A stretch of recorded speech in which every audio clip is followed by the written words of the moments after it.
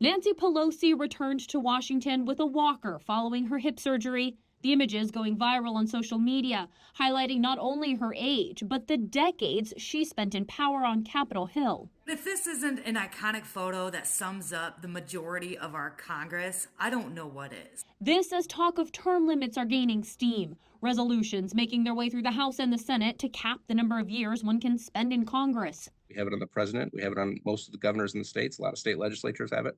It's time for it on Congress. The public knows. It's just the one thing that they can't get over is they're unwilling to give up that power and that self-interest. News broke last month that now former Representative Kay Granger from Texas didn't cast a vote for 6 months in office because the 81-year-old was in a memory care facility.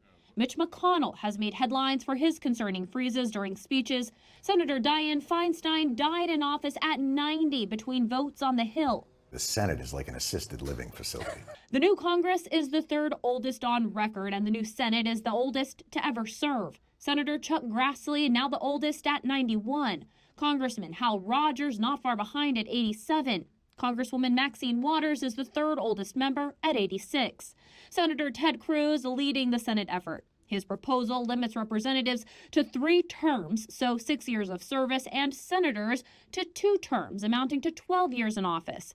Scott Tillman, the chief operations officer for the group U.S. Term Limits, points out age and ability is far from the only concern. The longer Congress people stay in office, the less they represent their constituents and the more that they start to represent special interests and other people in Congress. The latest Pew Research poll shows broad bipartisan support for congressional term limits.